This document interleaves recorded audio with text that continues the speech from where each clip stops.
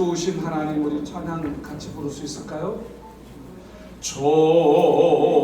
좋으신 하나님, 좋으신 하나님, 참 좋으신 나의 하나님. 우리의 기도를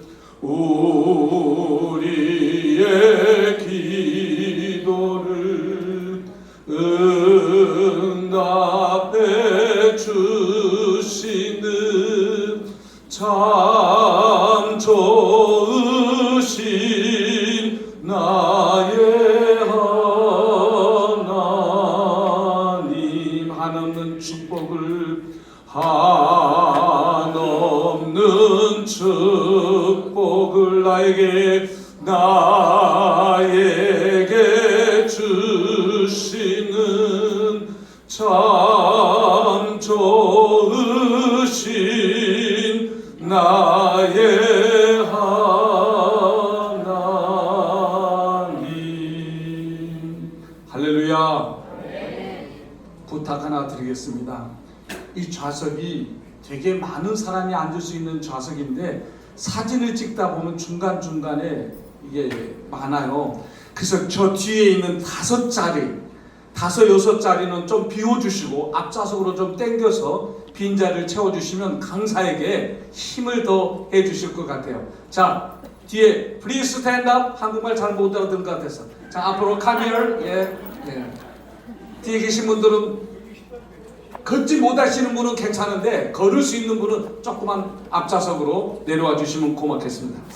지금 이 시간에는 특강 2번째 시간입니다. 우리 성경 말씀 창세기 37장 3절로 11절.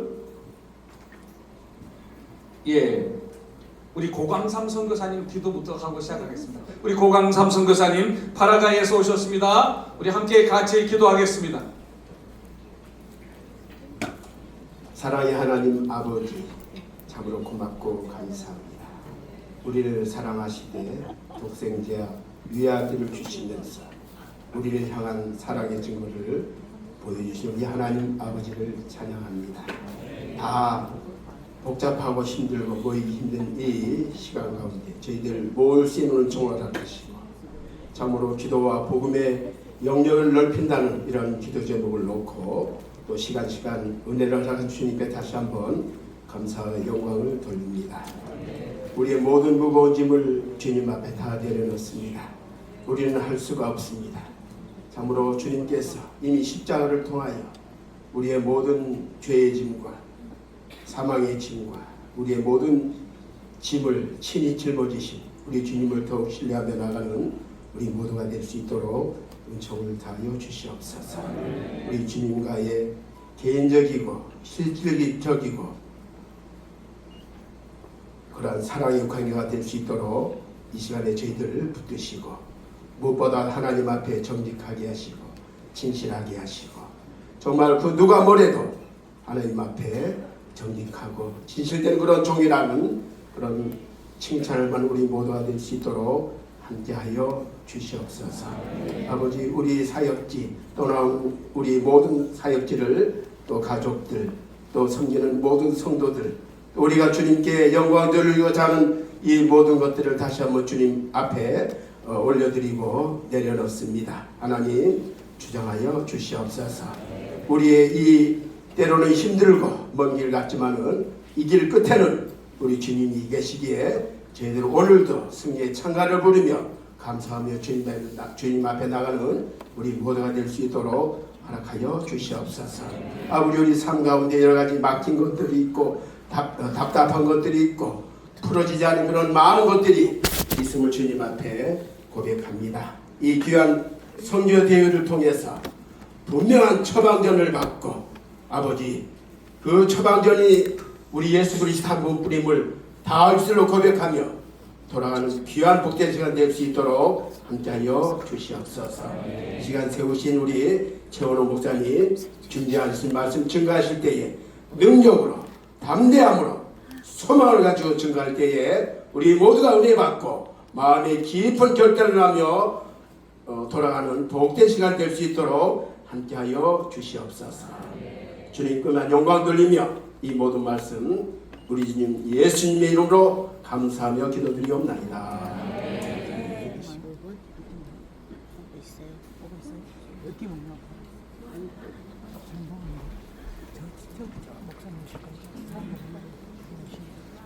하나님의 말씀 창세기 37장 3절로 11절 제가 봉독에 올리겠습니다.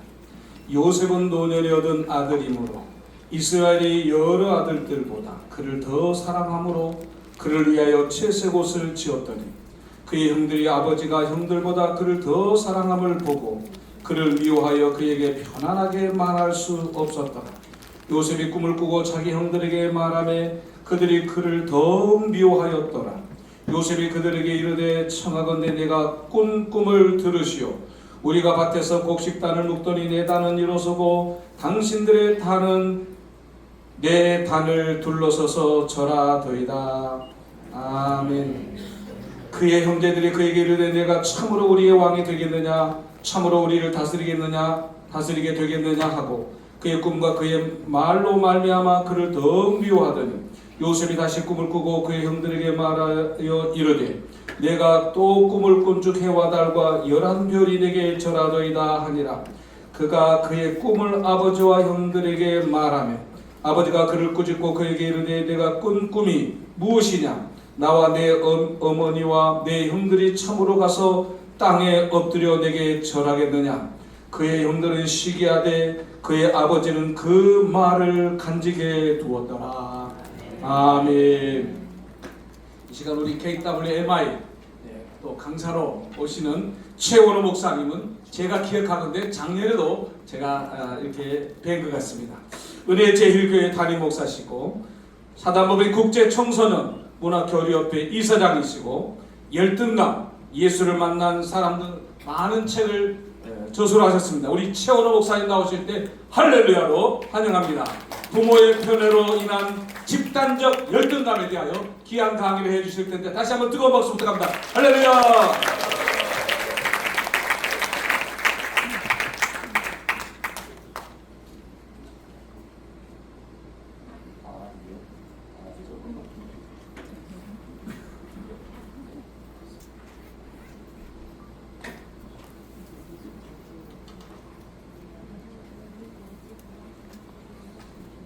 기도하겠습니다. 거룩하신 하나님, 오늘 이 귀한 자리에 하나님의 성령이 함께하여 주시고 우리 하나님의 임재하심이 충만케 하여 주시사 나의 모든 것을 주님 앞에 내려놓는 시간 되게 하시고 내 마음을 아시는 분이 우리 여호와 하나님이시오니 내 입술의 말과 마음의 생각이 주님 앞에 연락되기를 원합니다. 이 부족한 것이 주님 앞에서 싸우니 주님이 사용하옵소서. 주님이 사용하여 주시옵소서. 내 입에 하나님의 말씀을 먹여주시고 내 귀에 하나님의 말씀을 들려주시옵소서. 거룩하신 예수님의 이름으로 기도하옵나이다. 아멘. 할렐루야. 너무너무 감사합니다. 우리 선교사님 두 손 들고 환영해 주셔서 감사하고 우리 예배 계신 분에게 한번 축복합시다. 주의 이름으로 사랑하고 축복합니다. 네, 주의 이름으로 사랑하고 축복해야 되는 이유가 왜 거기에 있는지, 내 입술의 말이 어떤 말을 많이 하느냐에 따라서 우리의 삶의 결과가 달라진다라는 것은 익히 여러분들이 너무도 잘 아시고 있는 말씀입니다. 제가 오늘 이 자리에 선 이유 중에 하나가 있다라면 어쩌면 하나님께서 저와 여러분을 통해서 우리 하나님이 과연 무슨 말씀을 주실까라고 하는 생각, 혹시 여러분들이 기대하고 오신 분 다 계시죠? 네, 안 하고 오신 분 손 한번 들어보실까요? 아무도 없는 줄 압니다. 우리는 하나님 앞에 올 때마다 여러분들이 전 세계 선교사님들이 이렇게 달려오실 때에 그 많은 비행기 요금을 내고 선교지를 두고 이곳에 오실 때는 하나님, 내가 여기에 가서 하나님께서 내게 무엇을 주시겠습니까? 하나님이 내게 주신 것을 받아서 잘 받아서 그것을 가지고 내가 다시 선교지로 돌아가서 주님이 주신 내 사명을 그들에게 내게 맡긴 양무리들에게 잘 먹일 수 있도록 잘 먹이겠습니다라는 마음의 결단이 있어야 합니다. 여러분, 우리 여성분들, 우리 사모님들이나 선교사님들 아시지만요, 젖 먹이는 엄마는 누가 아이가 잘 먹어야 될까요? 엄마가 잘 먹어야 될까요? 엄마가 잘 먹어야. 엄마가 무엇을 먹느냐에 따라 가지고 매운맛을 먹으면 아이에게 젖을 먹일 때 아이도 매워갖고 이렇게 아주 인상을 썩어요. 달달한 초콜릿을 먹으면요, 아이도 너무 젖 먹는 아이도 너무 맛이 달달하니까 이러면서 아주 그냥 젖을 아주 맛나게 먹거든요. 아이가 먹는 것은 엄마의 먹는 전부입니다. 그래서 선교지에서 만나는 우리 선교사님들이 사역하고 있는 그 사역지에서 내가 그들에게 과연 무엇을 줄 수 있을 것인가? 이미 여러분들은 수많은 것들을 어쩌면 여러분들의 삶의 열정과 정열과 여러분들의 모든 경제적인 것을 다 갈아서 거기에다가 이미 쏟아 부었었을 겁니다. 그런데 돌아봐 보니까 그 속에 있는 것 중에 때로는 열매가 있기도 하지만 열매를 맺지 못하는 경우들도 있고, 때로는 열매를 맺어야 할 텐데 그 열매가 중간에 떨어져 버리는 일들도 있거든요. 왜 열매가 맺다가 중간에 떨어져 버렸을까요? 저는 그 원인 중에 하나가 무엇이라고 생각하느냐, 열등감이라는 겁니다.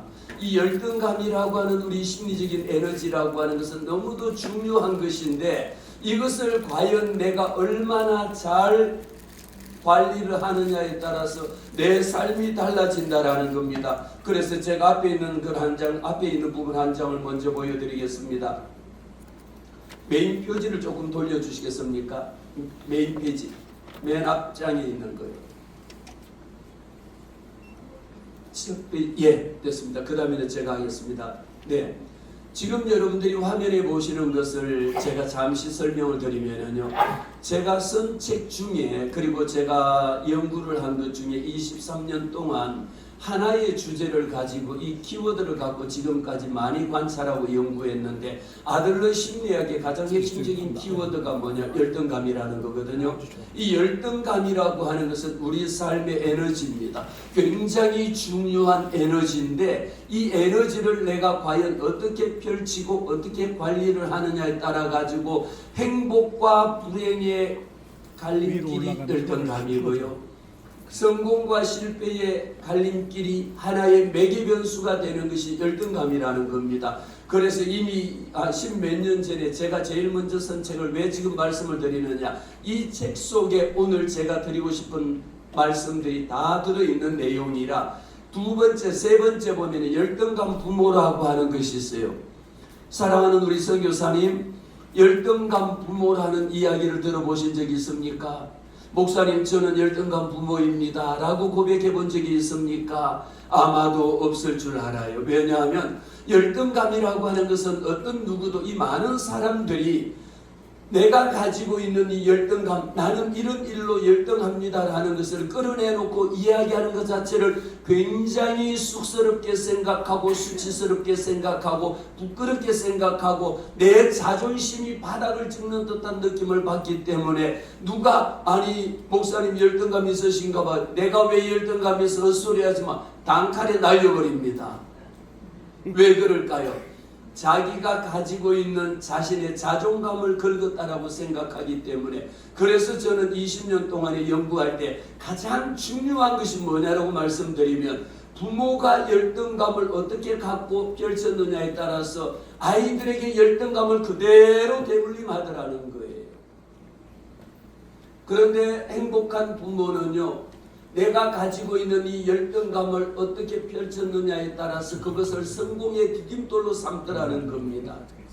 어느 날 보면은 제가 이렇게 계단에 올라오면, 열등감이라고 하는 것은 한마디로 뭐냐, 성공의 디딤돌이요 실패의 걸림돌이라고 저는 그것을 지금까지 외쳤습니다. 열등감은 무엇입니까? 성공하는 사람은 성공할 수밖에 없는 이유가 있어. 실패한 사람 물어보세요. 당신이 왜 실패했는가 물어보면 그 사람은 반드시 실패하지 않으면 안 될 만큼 실패할 수밖에 없는 이유가 있더라니까요. 이 이유를 우리는 여기 올라오면서 계단이 있잖아요. 이 계단을 제가 여기 올라올 때 이렇게 뚝 떨어지지 않아요. 한 단계를 밟고 올라가면 올라갈 수 있는 디딤돌이 돼. 그런데 올라오면서 여기에 있는 계단에 걸려가지고 넘어지기도 하거든요. 이것이 열등감입니다. 성공한 사람은 성공할 수밖에 없는 디딤돌로 삼았기 때문에 딛고 올라서는 에너지가 열등감이라는 겁니다. 그러면 걸림돌은요? 올라가려고 했는데 거기에 걸려서 넘어지니까 걸림돌이 된 거 아니에요? 우리 부모가요, 아이들에게 행복이라고 하는 건 나는 이렇게 지금까지 불행하게 살았다 할지라도 너희들만큼은 행복하게 살아라는 것이 부모의 유언과도 같습니다. 나는 이렇게 눈물 짓고 살았지만 너희들은 눈물을 짓지 말라라는 것이 부모의 유언과도 같습니다. 그런데 행복이라는 것은요, 사랑이라는 것은요, 말로 가르쳐서 배우는 것이 아니고 보고 배웁니다. 몸으로 느낍니다. 우리 부모가 얼마나 행복한지 얼마나 불행한지를 눈으로 보고 어릴 때부터 태어난 후부터 그것을 배우고 부모의 말하는 부모의 말씀 한마디에 야 너가 너 같은 것이 뭘 하겠어? 이 한마디의 어린아이들은 어릴 때부터 마음속에 주눅을 들고 사는 거야. 진짜 어느 날 가서 너 같은 것이 뭐 하겠느냐, 이 이야기만 듣고 산 아이는요, 학교에 가서 선생님이 숙제를 내준 것을 잘 못했더니 선생님이 야 너 왜 이거 못해? 너 어떻게 너 같은 것이 학교에 왔어? 이 한마디에 역시 나는 아니구나. 왜? 어릴 때부터 엄마로부터 너 같은 것이 뭐 하겠느냐라는 그 이야기를 그렇게 들었기 때문인 겁니다. 역시 나는 안 되는구나. 나는 역시 실패자구나. 나는 내 능력이 안 되는구나라는 것으로 스스로가 자기 속으로 빠져들어가 버린다라는 겁니다. 그래서 제가 열등감 부모라는 것이 그렇게 부모가 부족함에도 불구하고 야 너희들은 할 수 있어. 그리고 부모가 열심히 살아가고요, 이 마음속에 가지고 있는 에너지를, 긍정적인 에너지를 갖고 가는 사람은 아이들에게도 야 괜찮아, 너 공부가 다 인생의 전부가 아니야. 공부 잘한다 해서 꼭 성공하는 거 아니야. 하나님이 내게 주신 지혜를 주실 거야. 하나님이 너를 지었으면 하나님이 너를 책임져 주실 거야. 이와 같은 이야기를 어릴 때부터 듣고 자란 아이들은요, 커서도 걱정하지 않습니다. 무엇이든지 어디에 내버려둬도 하나님이 너와 함께 하신다며, 하나님이 너의 연약함을 하나님이 들어 쓰신대, 이런 이야기가 내 마음속에 있는데 어쩌면 안타깝게도요, 제가 만난 많은 분들 중에는 부모의 말씀 한마디 때문에 너 같은 것은 내가 차라리 너를 낳고 내가 미역국을 먹었다니, 이런 온갖 이야기를 다 들어놓고 난 후에 그 아이들의 삶이 어떻게 변하는지를 저는 많은 20년 동안에 지켜봐 왔고, 그 우리 젊은 아이들이 초등학생이, 중학생이, 고등학생이, 대학생이 되었음에도 불구하고 대학을 졸업하고 취업을 했어야 되는데도 불구하고 취업에 1차 시험은 합격되는데 2차, 3차 계속 떨어지거든요. 엄마가 한마디 내뱉습니다. 아빠가 내뱉습니다. 뭐라고 내뱉을까요? 우리 선교사님은 뭐라고 내뱉을 수 있겠습니까? 아이가 또 이번에 봤는데 시험 보고 또 떨어졌어요. 뭐라고 하겠습니까? 네. 네? 어떻게 뭐라고 말씀하신다고요? 더 좋은 데를 주실 줄로 믿는다. 네. 그래 한 번 더 도전해라. 이거 얼마나 그래 괜찮아, 한 번 더 도전해라고 할 수 있지만 너 떨어질 줄 알았어. 너 이번에 또 떨어질 줄 알았어. 이 한마디예요. 아니 부모가 봐도 떨어질 줄 알았다라고 표현하는데 본인의 생각 속에는 이미 시험장에 가면서 나는 가면 또 떨어질 거라는 것을 엄마가 너 떨어질 줄 알았어라. 엄마는 다 알고 있는 거예요. 엄마는 합격을 할지 불합격을 할지 엄마는 다 알고 있는 겁니다. 이렇게 우리 부모들이 무심코 내뱉는 말 한마디지만요, 걱정하지마.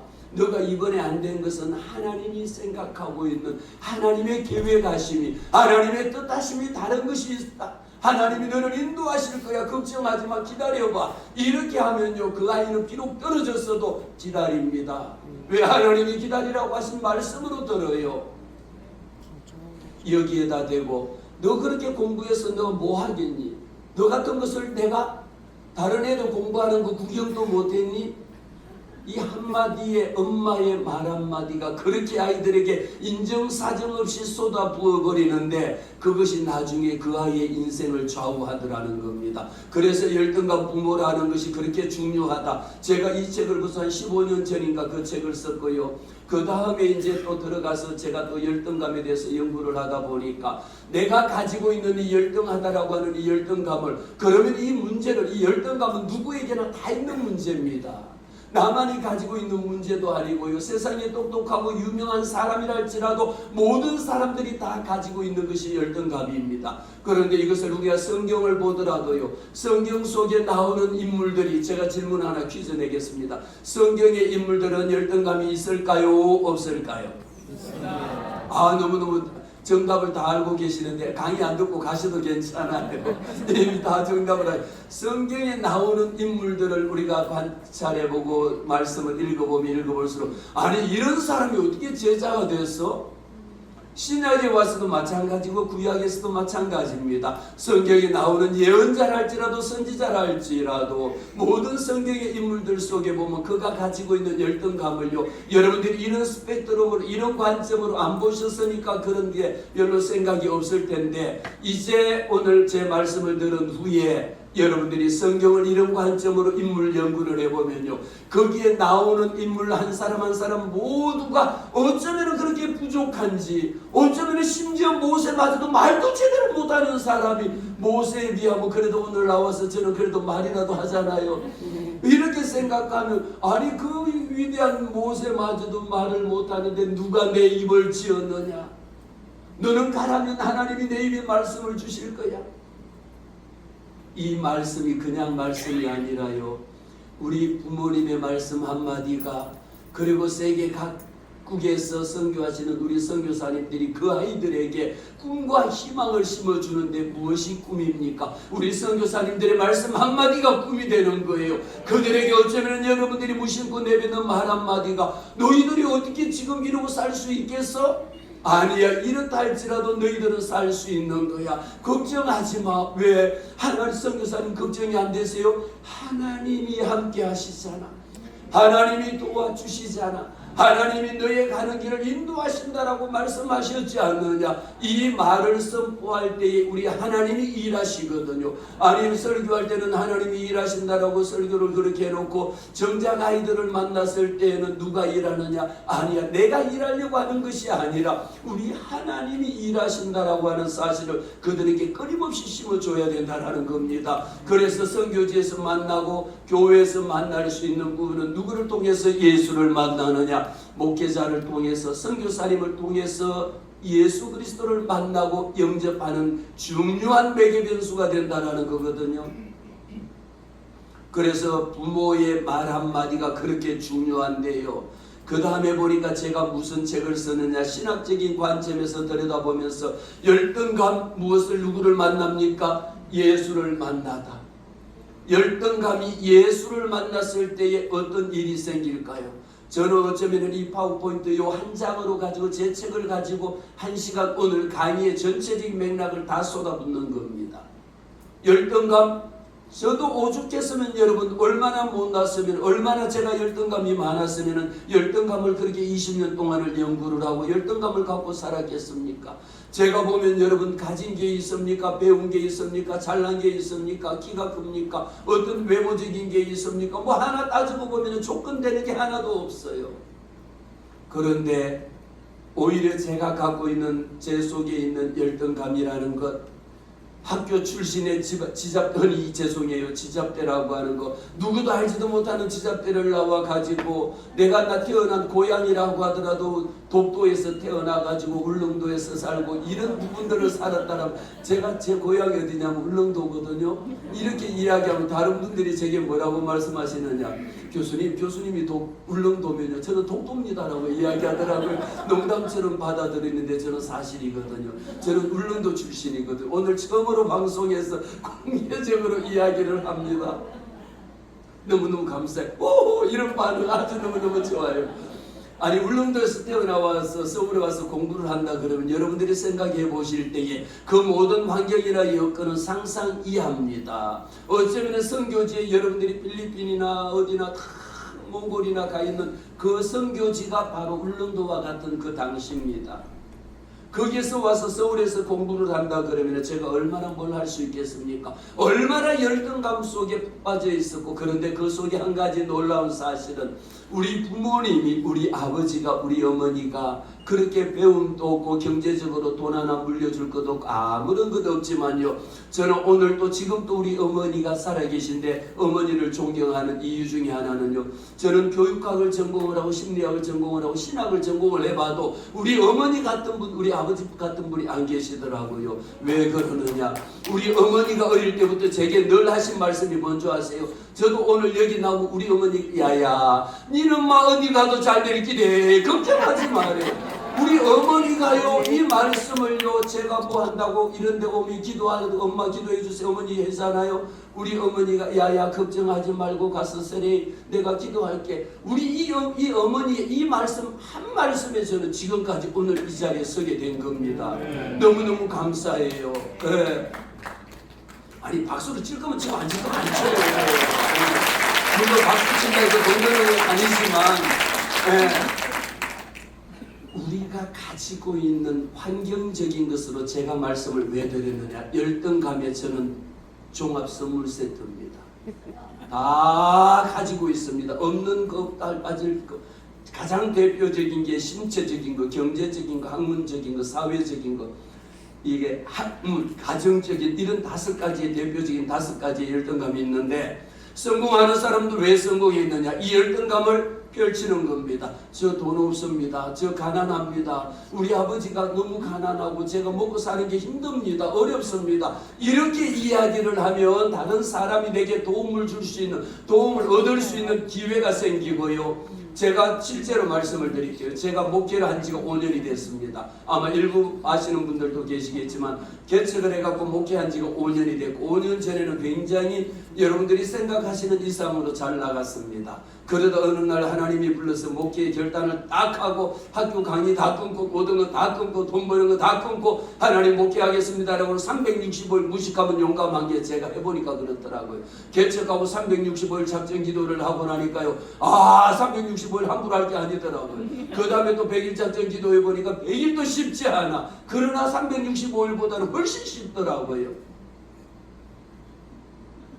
어느 날 제가 그전에는 잘 나갈 때는요, 모시면은 제가 점심 모십니다 다 했지만요, 그 후에 제가 개척교회 하면서 만나는 분들 만나면은요, 점심 합시다 제가 모시겠습니다라고 가고 난 후에는 뭐라고 그분들이 먼저 합니다. 야 너 개척한다며? 그럽니다. 그리고 개척한다며? 예 개척합니다. 그러면은 야 개척교회 목사가 뭐 돈 있어? 예 돈 없습니다. 그러면은 밥을 얻어먹더라고. 내가 밥 산다고 나갔는데 밥사가 아니고 그분이 밥을 사주시더라니까요. 내가 있으면 있다고 없으면 없다고, 알면 안다 그러고 모르면 모른다 그러고 갔으면 갔다 그러고 안 갔으면 안 갔다라는 거예요. 이게 무엇이냐? 어니스트한 거, 정직한 거예요. 우리가 정직이라는 게 어려운 게 아닙니다. 열등감을 사람들이 무엇으로 포장하느냐? 한마디로 포장의 도사거든요. 어떻게 포장합니까? 안 간 것을 가본 척합니다. 미국 갔다 오셨어요. 그 미국 이야기 백악관에 가니까 예예예. 그 다음에 묻습니다. 백악관 전문의 가면 뭐가 있죠? 뭐가 있더라 생각이 안 나는데 그 다음에 또 그 다음 묻잖아요. 저 사실은 안 가고 TV만 봤어요. 그러면 처음부터 TV만 봤다라고 이야기할 거지. 왜 갔다가 와 무슨 트럼프 대통령인지를 만나고 온 것처럼 그렇게 말을 해놓고 그 다음에 물으면 안 갔다라고 하잖아요. 열등감을 가지고 있는 이 열등감은 에너지거든요. 이 에너지를 우리가 어떻게 사용하느냐, 그리고 열등감을 극복할 수 있는 방법이 무엇이냐? 정직이 첫 번째입니다. 있으면 있고요, 없으면 없고요, 알면 안다라고 이야기하고 모르면 모른다라고 이야기하세요. 가봤으면 가봤다라고 이야기하고요. 좋으면 좋으면 좋다라고 이야기하고 싫으면 싫다라고 하면 되는데 어찌하여 싫었고 아주 그냥 보기도 싫음에도 불구하고 좋은 척하고 사랑합니다 이렇게 걸어가고 속으로는 너 같은 것을 내가 사랑하다니 이런 생각을 갖고 있으니까 우리는 심리학적으로 양가 감정이라고 하는 두 가지의 감정이 내 속에 있으니까 그 다음에 일어나는 현상은 무엇이 생기느냐? 갈등이라고 하는 게 생겨. 내가 저 인간을 또 만나야 될지 또 보지 말아 만나야 될지 만나지 말아야 될지에 대한 양가 감정이 끊임없이 자기 속에 갈등의 요인을 가져오거든요. 이 갈등이 정복이 되면 정복이 될수록 자기를 갉아먹습니다. 여러분 열등감이라는 거 왜 그렇게 중요하냐? 열등감은요 자기를 갉아먹어. 얼굴에 근심이 가득한 사람은 얼굴만 봐도 근심인 줄 알잖아요. 그러나 기쁨 있는 사람은 얼굴만 봐도 기쁨이 있는 줄 알잖아요. 열등감을 가지고 있는 사람, 열등감의 에너지를 그냥 가득 담고 가슴에 담고 있는 사람은 무엇으로 보이느냐? 입만 열면은 보여. 말하는 것 보면 열등감이요 겉으로는 칭찬하면서 속으로는 얼마나 자기 마음에 안 드는 거요 마음에 안 든다라고 하면서도 겉으로 내뱉는 것 얼마나 모든 게 무엇이냐? 모든 이 세상은 자기 중심으로 돈다라고 하는 생각으로 자기가 하고 싶으면 해. 자기가 하기 싫으면 안 해. 이게 여러분 우리 대인관계에서 얼마나 위험한 일이고 얼마나 잘못된 행동이라는 거 여러분 아시잖아요. 우리가 대인관계나 공동생활이나 이 모든 교회 관계에서는 내가 해야 되는 일이 있으면 그 일을 분명하게 해야 되고 하지 말아야 되는 일이 있으면 분명하게 하지 말아야 돼. 그런데 그 일을 내가 할 일이 아닌데도 불구하고 내가 그 일을 하고 내 할 일은 정작 안 하고 내가 좋은 것만 쫓아다니고 하다 보면은 모든 사람들에게 무엇이 갈등이라고 하는 것이 정복이 되어지는 겁니다. 그래서 제가 열등감을 보다 보니까 열등감이 언제 해결되어질 수 있느냐? 열등감 예수를 만나다. 열등감은요 우리의 갖고 있는 이 에너지를 우리 하나님께서 그 아들 독생자 예수 그리스도를 이 땅에 보내주신 것은 우리가 가지고 있는 능력이 출중해서가 아니라 주의 보좌로 나갈 때에 어떻게 나가야 할까? 아무런 자격이 없잖아요. 내가 주의 보좌 앞에 달려 나올 때에 내가 무슨 자격으로 주님 앞에 달려 나올 능력이나 자격이나 조건이 있습니까? 어떤 조건도 아무것도 없었습니다. 그러나 무엇으로 우리 주님의 그 아들, 우리 하나님의 그 아들 독생자 예수 그리스도의 보혈의 능력으로 우리가 죄-씻음을 받았기 때문에 주의 보좌로 나갈 때에 기뻐하고 즐거워하고 담대하게 예수의 이름을 힘입어 달려나갈 수 있는 거거든요. 그러면서 우리의 그 후의 삶이 변화된 삶이 있느냐 없느냐가 관건입니다. 그렇게 오랫동안 예수 믿고 교회 다니고 집사요, 권사요, 장로요, 목사요, 전도사요, 선교사요 다 하지만요. 그렇게 오랫동안 여러분들이 현장 가운데 살았지만 내 삶에 변화가 없다. 오히려 어찌된 일인지 시간이 지나면 지날수록 내 말하는 모든 것이 가시가 되고 내 말하는 것이 전부 다 독침이 되어갖고 죽는 순간에 찔리면 그냥 독살되는 겁니다. 온몸에 독이 퍼지는 거예요. 이런 사람들은요 입만 열어보세요. 교회 안에 그런 사람들도 얼마나 많이 있지 않습니까? 교회 안에만 있는 게 아닙니다. 죄송해요. 선교지에만 있는 게 아닙니다. 죄송해요. 어디에 시작입니까? 가정에서부터 시작이야. 엄마 아빠로부터 시작입니다. 자녀들로부터 시작입니다. 자녀들이 무심코 아버지에게 내뱉는 말 한마디, 엄마가 무심코 내뱉는 자녀들에게 한마디, 남편이 아내에게 무심코 내뱉는 말씀 한마디, 이런 말들이 서로 얼마나 살리는 말이 되느냐 아니면 서로를 죽이는 말이 되느냐라는 것이. 그런데 그 중심에는요, 마음 중심에는 무엇이 작동하고 있느냐? 열등감. 열등감이 마음속에 이것을 뚫지 못하고 마음속에 가득 담고 있는 사람은 제 아무리 좋은 것을 본다 할지라도 모든 것이 자기 중심이야. 화가 나면 화풀이도 가족 대상으로 화풀이를 하고요. 기쁠 때는 기뻐서 좋아서 어쩔 줄 모르고 거의 우리는 기쁠 때 그 기쁨을 어떻게 팔팔 뛰는 경우도 있고요. 또 화나면 마찬가지로 기쁠 때처럼 화날 때 방방 뛰면서 그냥 온갖 모든 말이라는 말은 다 쏟아붓고 욕사전 대전에도 안 나오는 그런 욕을 뽑는 경우들도 있거든요. 전국 욕대전에 나갈 만큼 그렇게 입에 온갖 그렇게 은혜로운 말을 쏟아붓거든요. 그런데 그 말을 듣고 사는 사람은요, 그 심장에 비수를 꽂는 겁니다.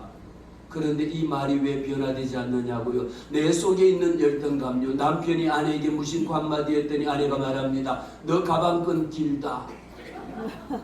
아니, 자기가 배우고 못 배우고 이런 것 가지고도 지금까지도 20년 지나고 30년 지났음에도 불구하고, 아이들이 자랐음에도 불구하고 옛날에 30년 전에 20년 전에 10년 전에 그 일을 어떻게 그렇게 기억을 잘하는지 그때는 그래놓고 별 것을 다 끌어냅니다. 보라, 이전 것은 지나갔으니 새 것이 되었도다라. 얼마나 말씀을 많이 하시오. 이전 것 다 지나갔습니다. 열등감에 찌들어 있는 사람은 열등감에 찌들어 있는 사람은 열등감으로 장아찌를 담아 가지고 장독에다 하나 가득 채워놓고 필요할 때마다 꺼내 쓰는 거야. 필요할 때마다 섞지도 않아. 오히려 그 열등감은 더 에너지를 얻어 가지고 부정적인 것으로 영향을 미치거든요. 이것을 우리는 열등감은 예수를 만나야 되는데, 분명하게 예수 그리스도는 살아계신 우리 하나님의 아들이시잖아요. 우리 하나님은 살아계시지 않습니까? 살아계신다라면 내 삶이 변화되어야지. 살아있는 사람을 만났는데 어찌하여 아직도 변화가 없느냐라는 겁니다. 하나님의 말씀이 그 속에 없는 것이죠. 하나님의 말씀을 믿지 않는 것이죠. 우리가 궁극적으로 추구하는 것은 무엇입니까? 하나님의 말씀이 내 속에 들어와서 살아 움직이도록, 하나님의 말씀대로 살아낼 수 있도록. 그래서 오죽하면 엄마들이 아이들 이름을 지을 때도 예담아라고. 혹시 예담이 의사모님 계신지 모르겠어요. 오해하지 마시거들. 예수를 닮자라고까지 예담이라고 해놨음에도 불구하고 예수를 본받자라고 예본이 있나요? 예본이 혹시 저 뒤에 예본이 나가셨구나. 이렇게 다 계심에도 불구하고 정작 그 삶은 변화되지 않는다고 생각해 보십시오. 열등감은 누구를 만나야 됩니까? 믿는 사람에게는 예수를 만나는 게 답입니다. 왜 예수를 만나면, 주님을 만나면 나의 부족함, 나의 연약함, 이 모든 것들을 우리 주님이 십자가에 달려서 모든 것을 다 해결하셨다라고 하는 이런 마음의 확신이 있을 때 열등감, 예수를 만나면 답이 되거든요. 그래서 그 다음에 제가 쓴 책이 무엇이냐면 나는 열등한 나를 사랑한다라는 겁니다. 맨 앞에 있는 책이죠. 저 책은 문화관광부 추천도서가 됐는데요. 나는 열등한 나를 사랑한다. 왜? 우리 청소년 아이들, 대학생 청년들에게 들여다보면요, 집에서 사랑받을 수 있는 일이 없고, 학교에 가서도 사랑받을 수 있는 일이 없고, 심지어 교회 와서도요, 어떤 이렇게 명문대 다니는 아이들하고 그렇지 않는 아이들끼리도 차별이 되어지는 현상입니다. 그래서 이 아이들이 마음속에 갖고 있는 것, 누가 나를 사랑해 줄 사람이 누가 있느냐라는 것. 집에 가도 엄마 아빠 말로만 사랑이지 그게 사랑이에요? 솔직한 말로 따져보면요, 우리가 자녀를 사랑한다라고 하지만 그것이 사랑하는 겁니까? 부모의 편애적인 것, 부모의 일방적인 강요하는 것, 먹기 싫어도 먹어, 이게 몸에 좋은 거야 먹어, 가기 싫어도 가야 돼 가, 그게 여러분 부모의 사랑이라고 우리는 아이들에게 하거든요. 그러나 그 아이들에게 물어보세요. 나 그거 정말 그게 너무 먹기 싫었다, 그게 나 너무 가기 싫었다라는 게 아이들의 마음입니다. 그래서 제가 청소년들을 20년 동안 상담하면서 대학생들을 만나보면서 너가 할 수 있는 것은 무엇이냐? 나의 열등함을 너는 사랑해라. 나는 열등한 나를 사랑한다라는 거. 내가 나를 사랑하지 못하면 누가 나를 사랑해 주겠느냐라는 거예요. 네가 나를 모르는데 남들 너를 어떻게 알겠느냐 말이야. 나는 열등한 나를 사랑한다. 그러고요, 이토록 일방적 아픔이라는 것, 우리 청소년들이 가지고 있는 아픔이 여러분들이 생각하는 것보다 너무도 큽니다. 우리 청소년들이 갖고 있는 아픔이라는 것, 엄마에게 말하지 못하는 것, 아빠에게 말하지 못하는 것, 교회 가서도 말하지 못하는 것, 심지어 어떤 누구에게도 말하지 못하고 그 아픔을 자기 속으로 견디다 못해 자기 스스로 극단적인 삶을 선택하는 일들이 너무 많습니다. 그런 일을 시도하는 아이들도 저도 수도 없이 만나고 상담을 했고요. 그렇게 해서 극단적인 선택을 한 후에 아이들이 없는 그 부모를 만난 부모도 많이 있습니다.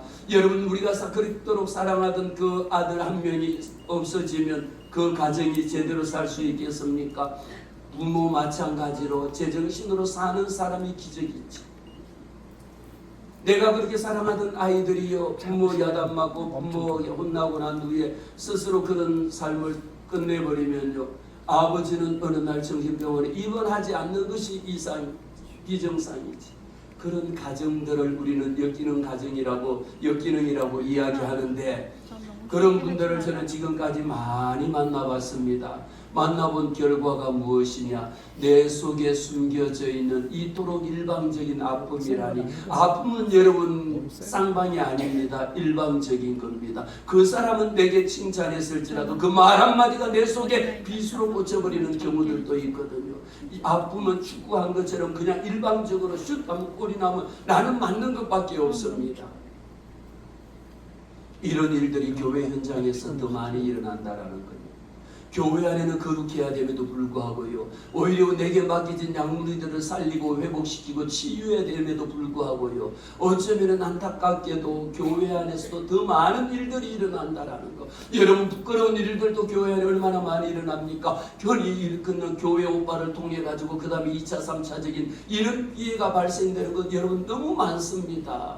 오히려 어쩌면 선교지에서 여러분들이 이런 마인드를 가지고 그분들을 대하고 그분들에게 예방할 수 있는 이런 부분들이 있다라면 훨씬 더 여러분들이 하시는 사역 위에 더 많은 열매가 맺혀질 겁니다. 중요한 것은요, 그 일을 하셔야 되는데 첫째 뭐냐? 내 속에 내가 내 스스로가 나에 대한 열등감을 본인이 모른다라는 거예요. 내가 하는 것이 당연한 줄 알고 내가 하는 것이 법인 줄 알고 내가 하고 있는 것이 100% 잘한 줄 알고 내가 하고 있는 것이 이거는 그냥 모든 게 그냥 완벽하다라고만 생각하고 있거든요. 다른 사람들하고는 관계가 형성이 안 되는 겁니다. 여러분 말 잘하는 사람은요 다른 상대방의 말을 들어줄 수 있는 게 말 잘하는 사람입니다. 내 하고 싶은 말만 다 쏟아부어버리고 다른 사람 말은 말 안 해도 알아. 내가 몇 마디 들어보니까 다 알아. 알기는 뭘 알아. 몇 거를 이야기해도 모르는데 나 이렇게 아파요 해도 엄마 나 마음이 아파. 그래도 왜 마음이 아파? 미쳤니? 왜 마음이 아파? 이러는 사람하고 무슨 이야기를 할 수 있겠느냐라는 겁니다. 그래서 우리는요 선교지에서 특별히 우리 선교사님들에게 부과되어져 있는 중요한 미션이 있잖아요. 거기에 한 영혼을 살리고 그 영혼을 회복시키고 그 영혼을 치유하는데 누가 먼저? 내가 먼저 자기 스스로가 자기 진단을 해야 돼. 내 마음속에 어떤 열등감을 가지고 있느냐. 여러분 말만 하면 입만 열면 가시 돋친 말이 있거든요. 입만 열면 가시 돋친 말을 하고요. 일만 하면 자기중심적으로만 일만 하고요. 제 아무리 둘이 가서 메뉴를 정하더라도 중국집에 가서 선교사님 뭐 드시고 싶으세요? 중국집에 가서 짜장면? 난 짬뽕 좋아하는데 그러면 짬뽕 드세요. 본인이 짜장면 먹고 싶다 했는데 아니야 이 집에 짬뽕 잘해. 기어코 짬뽕을 시켜줘야 속이 풀리는 사람이 있거든요. 아무리 짬뽕을 잘한다 할지라도 뭐 드시고 싶다고요?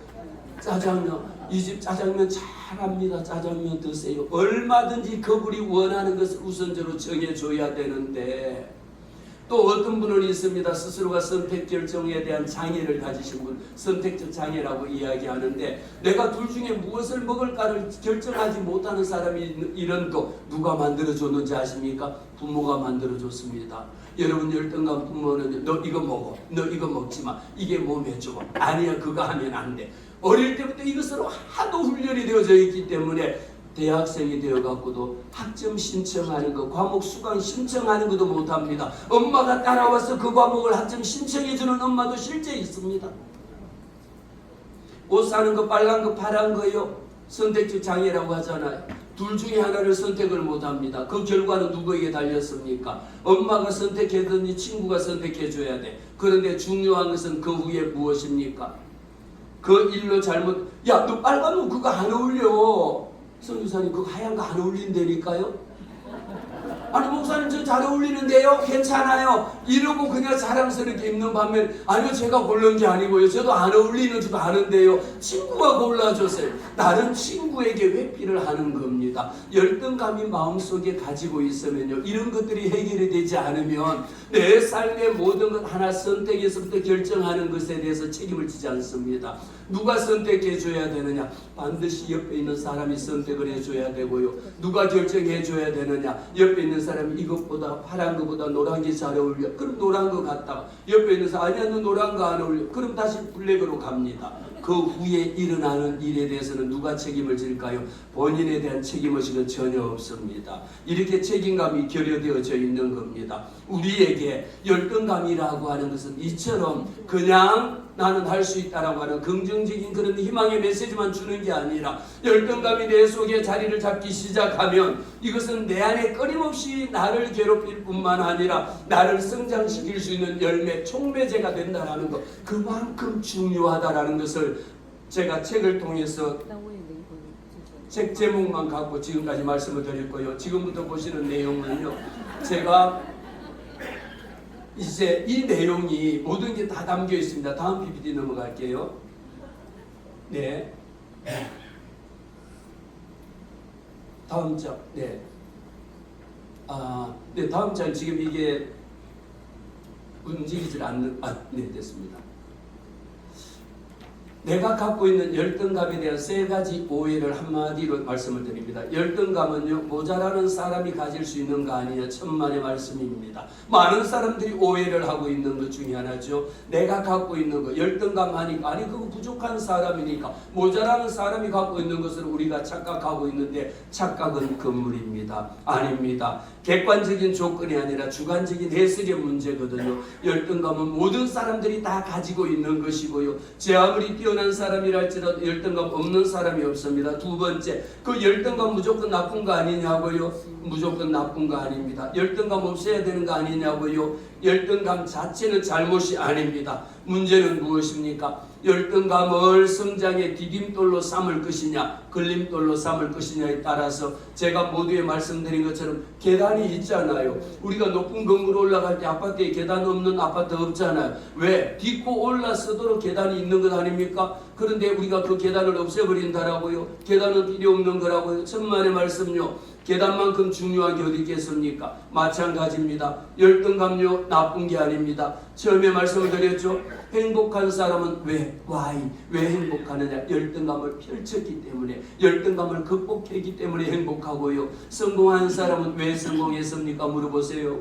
목사님, 제가 이렇게 부족했는데 그것을 딛고 일어서기 위해서 일어섰습니다는 사람이 열등감을 딛고 일어섰기에 성공한 겁니다. 그런데 이것에 대해서 자기에 대해서 무가치하게 여기는 사람은요, 열등감 콤플렉스를 하는 게 있습니다. 거기 한번 빠지고 나면요, 누구도 그 사람을 끌어내 줄 수가 없어.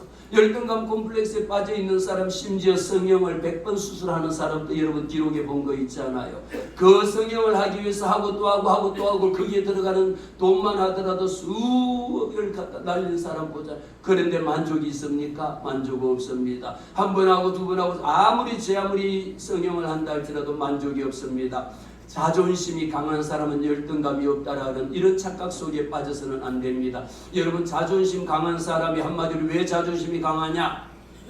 여러분, 자존심하고 자존감은 달라요.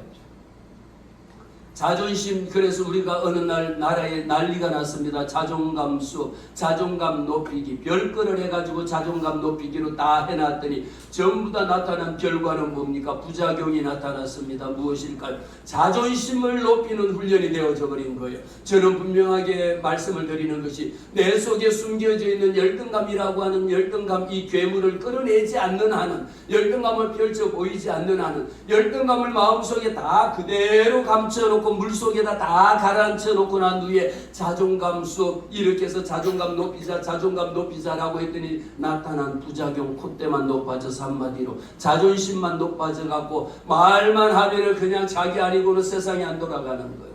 내가 아니고는 안 돌아가는 거예요. 이런 부작용이 나타나니까 그 다음에 사람을 다른 대인관계에서 나타나지는 문제도 그 다음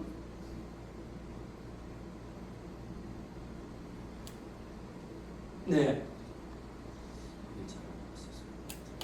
왜 사람들은 내가 가지고 있는 열등감을 그토록 철저하게 감추려고 합니까? 우리 주변에 돌아봐 보세요. 우리 옆에 계신 분 얼굴 한번 마주 볼까? 아이 깜짝이야. 이럴 때 보면 안 되는데 왜 사람들은 자기가 갖고 있는 열등감을 감추려고 하겠느냐라는 겁니다. 먹고 살기 위한 거예요. 한마디로 자기가 생존의 문제가 한마디로 자기의 자존감이라고 생각합니다. 자존감 아닙니다. 자존심입니다.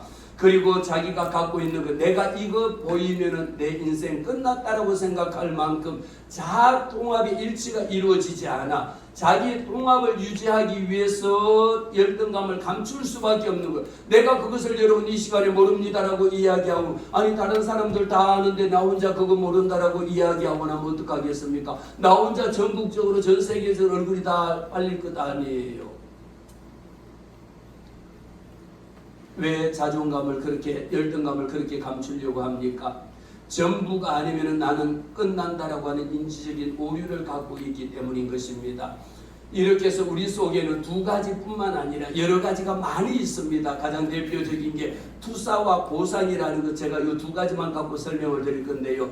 열등감을 앞에서 말씀드리는 거, 왜 열등감을 감추려고 하느냐? 우리 속에는 이거 디펜스 메커니즘이라고 하는 자아 방어 기제가 있어. 한마디로 얼굴이 팔리면 안 된다라는 거예요. 내가 어디 나가서 얼굴이 팔리면 큰일 날 일로 생각하기 때문에 끊임없이 우리는 방어를 합니다. 디펜스를 하는 겁니다. 디펜스를 한다라는 것 자체가 겉으로 드러나지는 그 두 가지가, 하나는 투사입니다. 아니 그때 왜 안 오셨어요? 아니 제가 오다가 이런저런 일로 인해서 못 갔습니다라고 모든 책임을 누구에게 돌립니까? 내게 돌리면 끝나는 거잖아. 그런데 이것을 누구에게? 다른 사람에게 투사를 하는 거야. 이 물병을 가지고 그냥 확 던지면 다른 사람에게 던지는 것이 되잖아요. 내 모든 문제를 내 스스로가 내가 해결하려고 하지 않아. 누구에게 해결하려고 합니까? 우리 엄마가 그렇게 해가지고, 우리 아빠가 그래 갖고, 남편이 갖고, 아내가 갖고. 여러분 평소에 말씀하시는 분들 가만히 돌아봐 보시기를 바랍니다. 평소에 잘한 것은 모든 게 다 자기가 잘했는데 불리하거나 억울하거나 불편하거나 잘못되거나 이런 일이 생길 때는 누구에게? 항상 그 사람 입에 따라붙는 사람이 있습니다. 홍길동이라는 거 여러분 혹시 아시나요? 홍길동을 보신 분, 항상 따라붙는 게 누구 때문이라는 거야.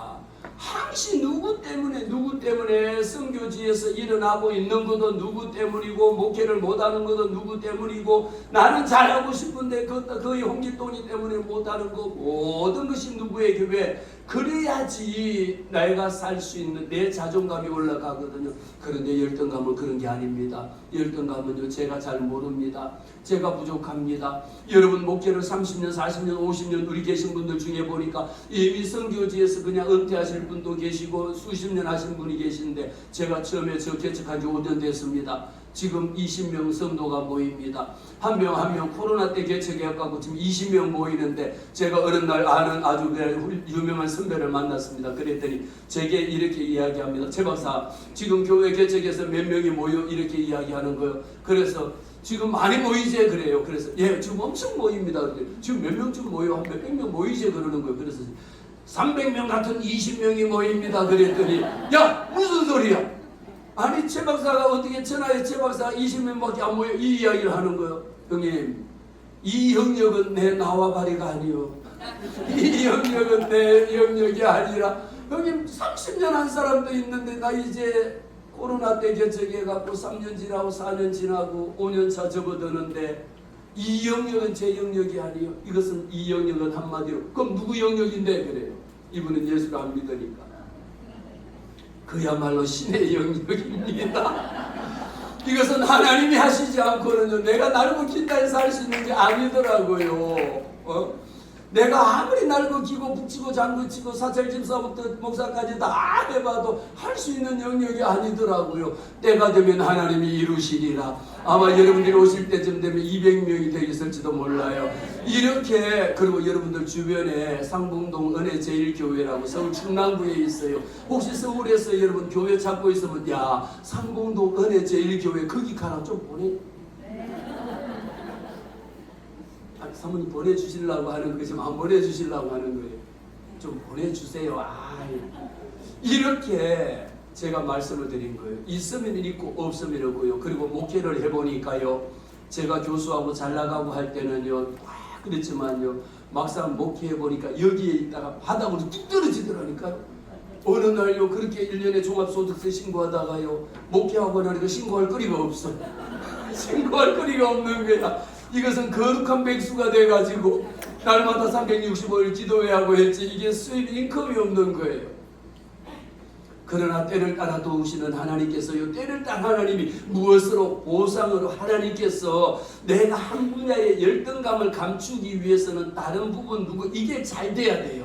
선교지에서도 교회 나오면은 뭐 줄게, 뭐 하면 뭐 줄게라고 하거든요. 그것을 우리는 보상 심리라고 이야기하는데, 이 보상 심리에 잘못 길들여지면 그거 주지 않으면 안 합니다. 우리에게 필요한 것은요, 뭘 줘서 하고 뭘 줘서 안 하는 게 아니라 안 줘도 할 수 있을 만큼의 자기주도적인 학습이 이루어져야 돼. 자기주도적인 신앙이 만들어져야 됩니다. 어느 날 저도 교회에서 평신도 사역은 다 했거든요.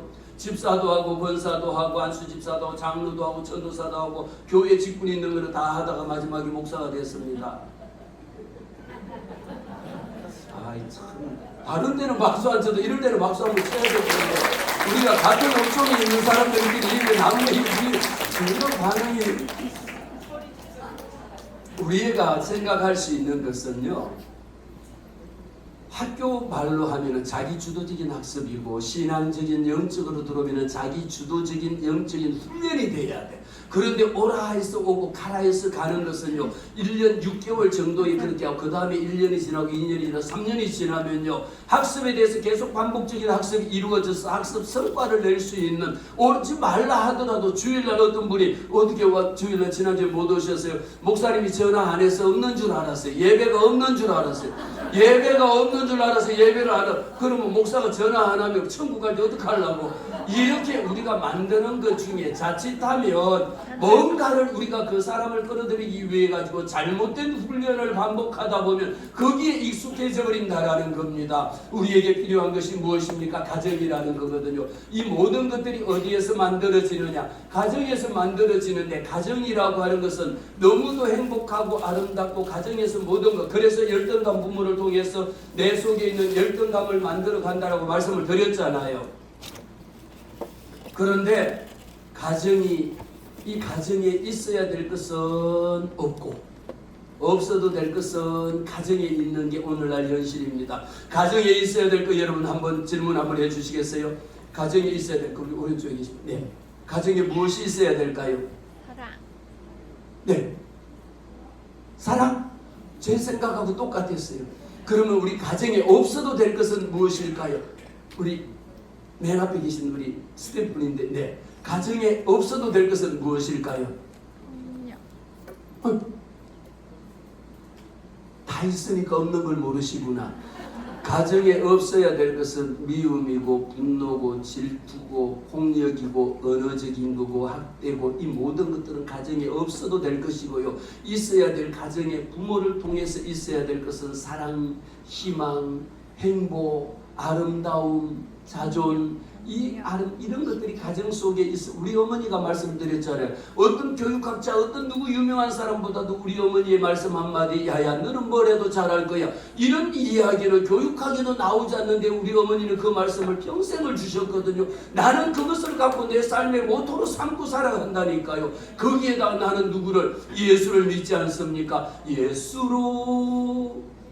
그래도 장난이 어느 정도 맞아서 좋아요. 난 예수로 인하여 나를 기뻐하고 예수로 인하여 즐거워하고 예수로 인하여 감사하는 이 마음이 있으니까 할 수 있거든요. 무슨 말이냐가 아닙니다. 주님 이 일을 할 수 있습니까가 아니야. 우리 주님은 모든 것을 다 할 수 있는데, 야 할 수 있거든이 뭐냐, 그 의미 속에는 못 할 수도 있고 할 수도 있다는 의미거든요. 그래서 말씀합니다. 할 수 있거든이 아니라 믿는 자에게는 넘지 못함이 없는 게 우리 주님의 능력인 겁니다. 이것이 우리 속에 있어야 되는데, 어찌하여 세상적으로 내 속에 없어도 될 것들로 우리 가정 속에 가득하냐 말이에요. 하나님의 말씀은 능력의 말씀이고 하나님의 말씀은 생명의 말씀인데 살리는 역사가 왜 일어나지 않느냐라는 겁니다. 우리 가정이 무엇입니까? 우리 아버지가 무엇입니까? 우리 어머니가 무엇입니까? 내가 이것을 우리 가정 속에서 어떻게, 우리 가정 속에서 내 자녀들에게 편애하는 것. 여러분 우리 부모 10손가락이 있거든요. 자, 오른손 한번 올려보실까요? 5손가락. 오른손가락부터 세게 힘껏 한번 깨물어 봅니다. 너무 세게 깨물어서 저는. 두 번째, 세 번째. 다 아파. 5손가락 다 깨물어. 그래서 우리 속담에 10손가락 깨물어 안 아픈 손가락이 없다라고 이야기했습니다. 다 아픕니다. 그런데 이 중에 유난스럽게 하나만 5손가락 다 깨물으라고 했더니 나는 요 손가락은 제일 아끼는 손가락이라 깨물 수 없어요. 그리고 요거 빼고 세 번째 요러면 미우니까 아니 이렇게 세게 깨무는 경우 있거든요.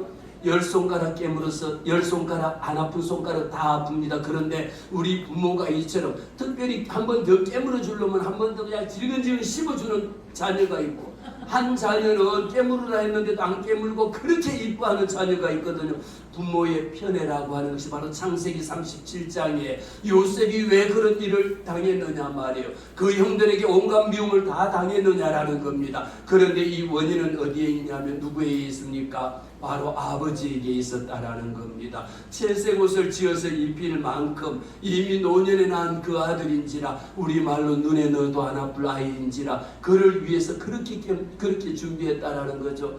이것이 우리는 작게는 가정의 집에서부터 열등감이 집단적으로 형제 자매 간에도, 여러분 어떤 가정의 실제 재상담 케이스는요, 엄마가 아이들하고 똘똘 뭉쳐갖고 아빠를 완전히 집에서 왕따를 시켜버리더라고요.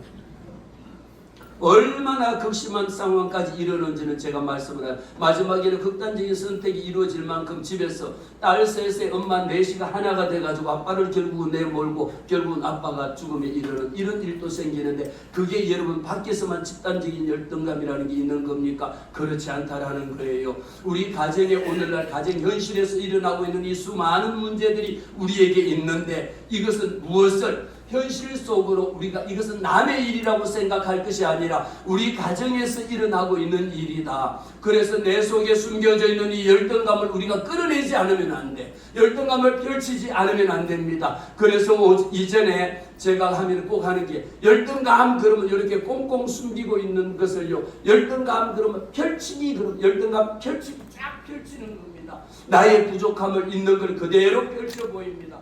반대로 열등감 감추기 하면 어떻게? 꽁꽁 감출 수밖에 없는 거죠. 감추는 거죠. 집에 모든 것들이 다 감추어져 있는 겁니다. 이 모든 것들을 더 이상 우리는 감추려고 생각하지 말고 펼쳐라.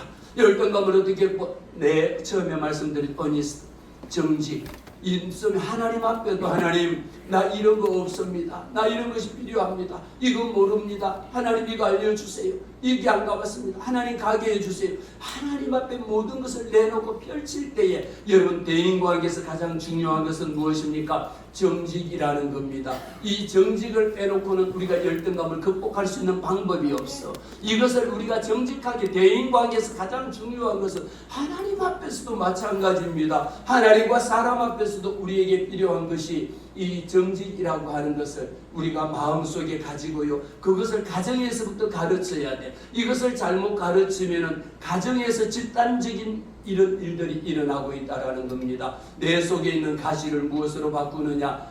나침반으로 바꿔야 됩니다. 우리가 나침반이라고 하는 것은 속도계가 없죠. 여러분 운전하면은 속도계는 70km, 80km 보이지만 나침반에는 속도가 없어. 좌우, 동서남북만 가르치는 방향만 있을 뿐입니다. 내 자체에 대해 가지고 우리가 선교를 조금 잘못하고 아니면 내 자녀들이 문제가 조금 생긴다 할지라도 그것 갖고 허리들 내 인생 망했다, 너는 끝났다라고 이야기합니다. 어떻게 합니까? 몇몇 이름을 불러줄 때 나는 그것을 잘 못한다. 예를 들면 PPT를 잘못하면 나는 PPT를 잘못한다라고 표현할 것을 나는 PPT를 잘못한 걸 갖고 내 인생 망쳤다라고 이야기하는 그런 것을 우리는 세퍼레이트 분리시킬 수가 있어야 되고, 두 번째 열등감은 무엇입니까? 어쩌면 그 분야에 대해 갖고 나는 더 잘하고 싶다, 나는 그 분야에 대해서 더 완벽하게 하고 싶다라고 하는 이런 마음속에 숨겨져 있는 잠재적인 욕구를 말할 수가 있거든요. 그래서 다른 사람하고의 관계를 힘들어한다는, 나도 그 사람처럼 잘하고 싶다라는 이 욕망인 겁니다. 내 속에 있는 욕구를 발견하는 것이죠. 우리가 열등감을 펼칠 수 있는 방법은요, 기준의 축을 다시 세우는 겁니다. 저 사람은 저 나이에 벌써, 여러분 선교지에서도 이런 일 종종 있잖아요. 이게 뭐 꼭 선교지만 있습니까? 직장 다니는 사람, 저 사람은 벌써 저 나이에 저렇게 했는데 나는 지금 뭐냐고요. 여러분 생각해 보세요. 이미 제 나이는요, 겉으로 볼 때는 젊어 보이지만 나이는 또 생각보다 많거든요. 이미 환갑이 지나서 대충. 그러면은 다른 분들은 은퇴를 준비하는데 이제 목회를 했다고요? 아이고 세상에 무슨 그런 일이라고 있을 줄 생각하지만 내 기준의 축을요, 나 다른 사람은 저만큼 했는데 나는 지금 이게 뭐냐라는 것이 아니라 나는 지금부터 새롭게 출발이라고 생각하는 거죠. 관점의 변화. 우리가 생각하고 있는, 우리가 흔히 말할 때 터닝 포인트라고 말하는데, 터닝 포인트는 행동적인 관점도 있지만요, 내 생각, 내 관점, 내 마인드, 내 비전을 우리는 바꾸는 겁니다. 그렇게 할 때 올 수 있는 것은 무엇이냐? 내 속에 행동적인 보상이 따라와. 그래서 오늘 짧은 시간이지만 우리가 열등감을 펼치고 열등감을 극복한 사람하고 극복하지 못한 사람은 오히려 무엇이 내게 있는 열등감이 사명이 돼야 됩니다. 우리가 내 속에 있는 가시가 다른 사람을 찌르기만 하는 것이 아니라 이것이 무엇으로 되어야 되느냐? 북극점을 가르쳐 줄 수 있는, 방위를 나타낼 수 있는 나침반으로 되어야 된다는, 얼마나 중요한 겁니까? 그래서 우리 속에 있는 것은 뭐냐? 세상적인 우월감을 따르지 말고요, 하나님이 내게 주신 사명이, 진정한 사명이 무엇이냐라는 것을, 하나님이 모세를 부를 때 말씀을 드렸죠. 말 못하는 모세를 불렀을 때에 너는 말 못하니까 안 돼가 아니었습니다. 내 입을 누가 지었는가를 생각해 보라고 말씀하신 겁니다. 그 입을 입만 지었습니까? 내 눈과 귀와 코와 모든 것들을 다 지으신 여호와 하나님이잖아요. 그 하나님이 우리가 하는 이 모든 것들을 주님이 아시고 나를 통하여 일하시는 여호와 하나님, 나의 약함이 곧 우리 하나님의 강함이고 내가 할 수 없을 때에 우리 하나님이 일하시는 그 하나님이 여러분 선교사님들을 통해서 짧은 이 시간을 통해서 내 육체의 가시가, 사도 바울에게 내 육체의 가시가 오히려 내게 족하도다. 이는 무엇이? 내 능력이 약한 데서 온전하여 지리라고 말했습니다. 우리에게 필요한 것은 무엇일까요? 열등감이 심해서 못했습니까? 아니면 교회 다닌다 하면서도 오히려 우리 속에 열등감 없는 사람들이 교회를 많이 올까요? 열등감 덩어리, 열등감 폭발한 분들이 교회에 더 많이 나올까요? 우리에게 필요한 것은요, 이 죄책감이라고 하는 것을 하나님 앞에서 건강한 애통한 심령으로 하나님 앞에 달려나와서 회개하는 이런 심령이 되어질 때에 우리에게는 무엇이? 나의 약함이 곧 강함이라는 겁니다. 하나님께서 상처 입은 치유자를, 하나님이 상처 입은 사람을 왜 치유자로 사용해 주셨는지, 그를 왜 하나님이 치유자로 불러주셨는지, 어쩌면 세계에 나가 있는 선교사님들이 여러분들보다 나갈 사람이 없어서 여러분들을 보내주셨을까요? 어쩌면 선교사님들이나 목회자들 중심에 보면요, 마음속에 온갖 가시라고 하는 가시만 가지고 있는 것이 아니라 본인 스스로도 가시에 질려가지고 지금 입원하지 않으면 안 될 만큼 심각한 상태에 있음에도 불구하고 그 가시를 갖고 가시에 박힌 채로 주의 일을 감당하는 분들도 많이 봅니다. 무엇일까요? 우리 속에 하나님께서 내게 주신 영광이거든요. 하나님이 이 사명을 내게 감당하게 하실 때에 우리 속에 학계 선지자가 고백했지 않습니까? 우리는 솔로몬 성전과 스룹바벨 성전을 말씀을 드리고 제가 결론을 내주려고 합니다. 솔로몬 성전이 얼마나 화려했습니까?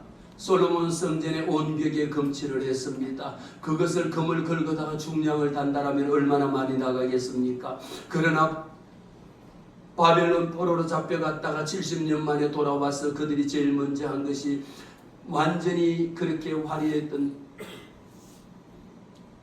성전이 다 파괴지고 없는 모습을 보고 난 후에 그들이 70년이 된 후에 돌아와서 무엇을 건축합니까? 스룹바벨 성전을 건축하잖아요. 그때 스룹바벨 성전 건축할 때는 금 붙일 것 하나 없었어. 하나님의 성령의 임재하심도 없었어. 하나님의 언약의 법궤도 없었어. 그 속에 있는 것은 흙과 나무를 빼다가 만든 것밖에 없습니다. 아무것도 내세울 것이 없었습니다. 그러나 하나님께서 스룹바벨 성전을 통하여 말씀을 주십니다. 이 성전의 나중 영광이 이전 영광보다 크리다. 그때 이 솔로몬 성전을 지을 때에는 그 노인들이 이 바벨론 포로로 잡혀가고 그 솔로몬의 화려했던 성전에 건축한 모습을 본 노인 어른들은 그 스룹바벨 성전이 기초가 놓아질 때에 울면서 통곡했습니다. 하나님의 성전에 이전의 모든 영광이 다 사라지고 없다라는 거죠. 그러나 하나님은 화려하지 않아도 괜찮습니다. 솔로몬 성전에 우리 마음속의 영광으로 옛날에 내가 그거 잘했는데 그때 내가 이렇게 갔는데가 아니라 이제는 우리 속에 화려하지 않아도 괜찮다. 갑자기 조별 점심이 나왔습니다. 화려하지 않아도 괜찮다. 우리에게 필요한 것은 무엇이냐? 하나님, 나의 연약함을 주님이 아시고 우리의 부족함을 아시잖아요. 세상에 따라가는 그 스펙이 아니라 하나님, 이전 영광보다, 이전의 성전의 영광보다 하나님의 성령의 임재하심이, 성령의 나타나심이 우리 가운데에, 여러분의 선교지 현장 가운데에 날마다 넘쳐나시기를 주의 이름으로 축복합니다. 제가 오늘 조금 말을 빨리 했습니다. 시간이 적기 때문에요. 네, 이렇게 해서 제 강의는 여기까지 마치겠습니다. 너무 잘 들어주셔서 감사합니다. 고맙습니다. 감사합니다. 다시 한번 뜨거운 박수. 네, 감사합니다. 박수가 너무 뜨거워서 감사합니다. 자존감을 많이 세우시고 우리 KWMI 식구들은 좀 달라야 됩니다. 박수 다시 한번. 와! 네, 조별로 식사를 하셨으면 좋겠고요. 2시에는 박영철 교수님께서 그러니까 10분 전에 꼭 이 자리에 오시면 좋겠고 부탁드립니다. 뒷좌석 5자리를 비워주시고 앞으로 오시기 바랍니다. 뒷좌석 꼭 한 5칸, 6칸 좀 비워주시면 좋겠습니다. 예, 광고 말씀드리겠습니다. 지금 이제 점심 식사를 하는데요. 한꺼번에 어제처럼 한꺼번에 가니까 많이 기다리시고 많이 힘들으셔서 저희들이 오늘은 조별로 출발을 하려고 합니다. 조별로 출발하겠는데 제가 임의로 그렇게 보낼 수가 없어서 제비뽑기 하겠습니다. 제비뽑기를 하는데 우리 강사 목사님 첫 번째 1번 조가 어디로 갈지 한번 뽑아주시죠.